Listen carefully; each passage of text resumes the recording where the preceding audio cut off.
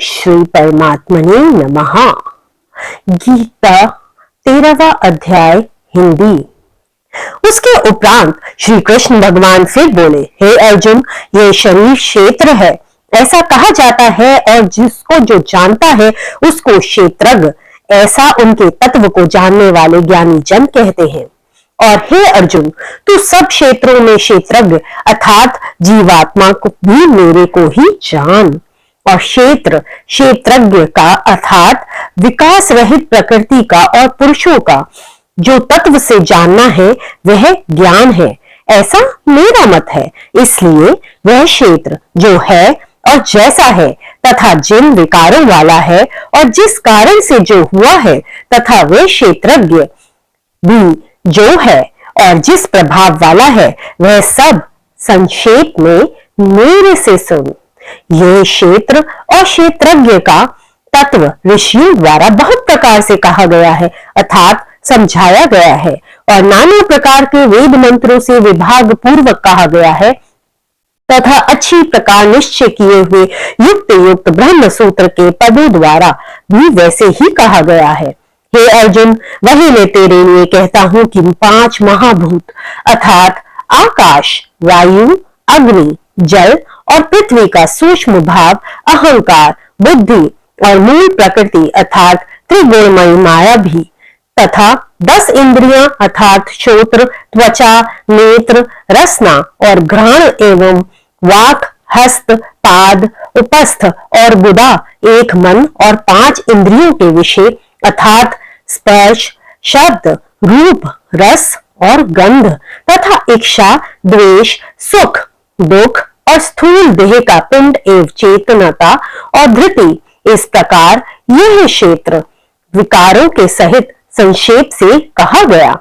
हे अर्जुन, श्रेष्ठता के अभिमान का अभाव, दंभाचरण का अभाव, प्रमाण पत्र का अभाव, किसी प्रकार भी न सताना और क्षमा भाव तथा मन वाणी की सरलता, श्रद्धा, भक्ति सहित गुरु की सेवा, बाहर भीतर की शुद्धि, अंतकरण की स्थिरता, मन और इंद्रियों सहित शरीर का निग्रह, इस लोक और परलोक के संपूर्ण भोगों में आसक्ति का अभाव और अहंकार का भी अभाव एवं जन्म, मृत्यु, जरा और रोग आदि में दुख दोषों का बारंबार विचार करना, पुत्र, स्त्री, घर और धनादि में आसक्ति का अभाव और ममता के न होने तथा प्रिय अप्रिय की प्राप्ति में सदा ही चित्त का सम रहना अर्थात उनके अनुकूल तथा प्रतिकूल के प्राप्त होने पर हर्ष, शोक आदि विकारों का न होना,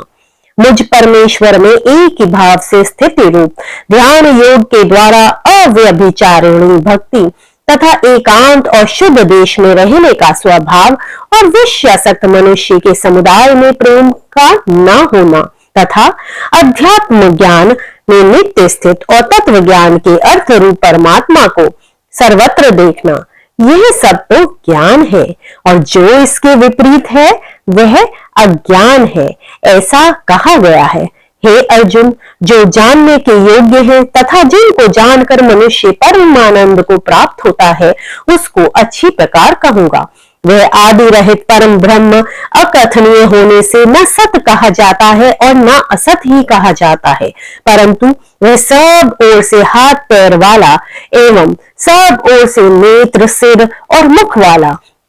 तथा सब ओर से श्रोत्र वाला है, क्योंकि वह संसार में सबको व्याप्त करके स्थित है और संपूर्ण इंद्रियों के विषयों को जानने वाला है, परंतु वास्तव में सब इंद्रियों से सहित और आसक्ति रहित और गुणों से अतीत हुआ भी अपनी योग माया से सबको धारण पोषण करने वाला और गुणों को भोगने वाला है तथा वह परमात्मा चराचर सब भूतों के बाहर भीतर परिपूर्ण है और चर अचर रूप भी वही है और वह सूक्ष्म होने से अविज्ञ है तथा अति समीप में और दूर में भी स्थित वही है और वह विभाग रहित एक रूप से आकाश के सदृश परिपूर्ण हुआ भी चराचर संपूर्ण भूतों में पृथक पृथक के सदृश स्थित प्रतीत होता है तथा वह जानने योग्य परमात्मा विष्णु रूप से भूतों को धारण पोषण करने वाला और रुद्र रूप से संहार करने वाला तथा ब्रह्म रूप से सबका उत्पन्न करने वाला है। वह ब्रह्म ज्योतियों का भी ज्योति एवं माया से अति परे कहा जाता है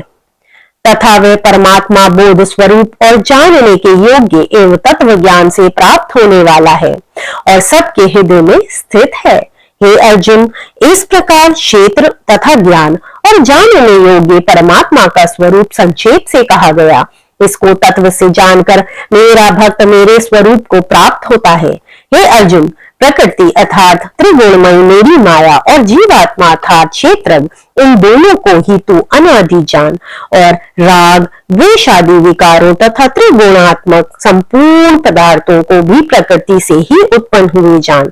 क्योंकि कार्य और कारण के उत्पन्न करने में हेतु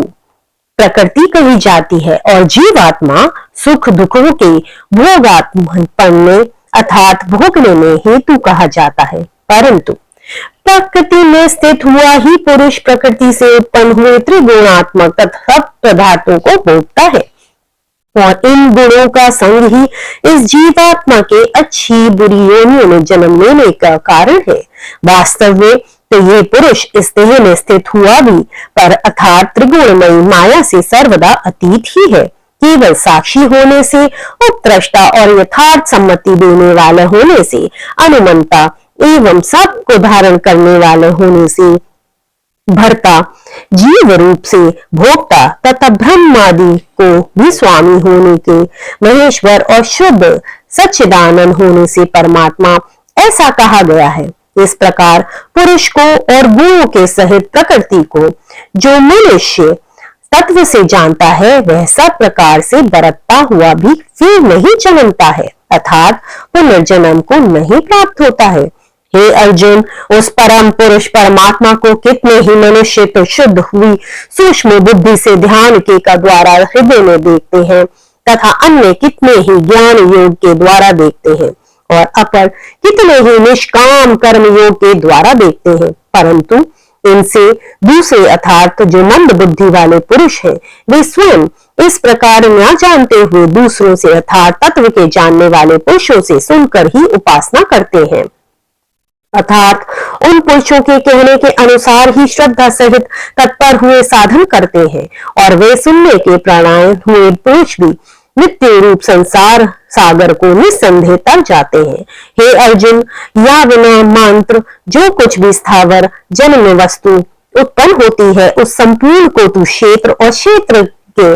संयोग से ही उत्पन्न हुई जान अर्थात प्रकृति और पुरुष के परस्पर के संबंध ही संपूर्ण जगत की स्थिति है। वास्तव में तो संपूर्ण जगत नाशवान और क्षणभंगुर होने से अनित्य है। इस प्रकार जानकर जो पुरुष नष्ट होते हुए भी सब चराचर भूतों में नाश रहित परमेश्वर को संभाव से स्थित देखता है वही देखता है, क्योंकि वह पुरुष सब में संभाव से स्थित हुए परमेश्वर को समान देखता है। वह अपने द्वारा आपको नष्ट नहीं करता है अर्थात शरीर का नाश होने से अपनी आत्मा का नाश नहीं मानता है। इससे वह परम गति को प्राप्त होता है और जो पुरुष संपूर्ण कर्मों को सब प्रकार से प्रकृति के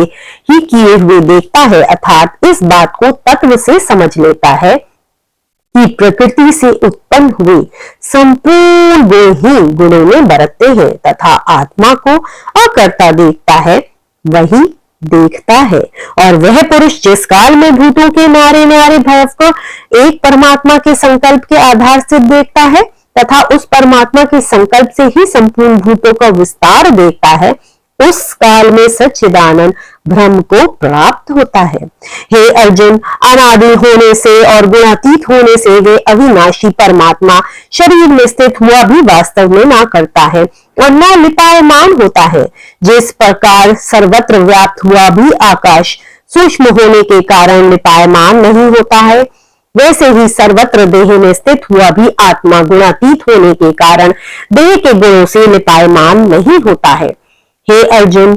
जिस प्रकार एक ही सूर्य इस संपूर्ण ब्रह्मांड को प्रकाशित करता है उसी प्रकार एक ही आत्मा संपूर्ण क्षेत्र को प्रकाशित करती है। तथा अर्थात नित्य बोध स्वरूप एक आत्मा की ही सत्ता से संपूर्ण जड़ वर्ग प्रकाशित होता है। इस प्रकार क्षेत्र और क्षेत्र के भेद को तथा विकास रहित प्रकृति से छूटने के उपायों को जो पुरुष जानने नेत्र द्वारा ज्ञान नेत्र द्वारा तत्व से जानते हैं, वे महात्मा जन परम धर्म परमात्मा को प्राप्त होते हैं। इति श्रीमद् भगवत रूपी उपनिषद एवं ब्रह्म विद्या तथा योग शास्त्र विषय के श्री कृष्ण और अर्जुन की संवाद में क्षेत्र क्षेत्रज्ञ विभाग योग्य नामक 13वां अध्याय। ओम श्री परमात्मने नमः। जय श्री कृष्ण, जय श्री कृष्ण।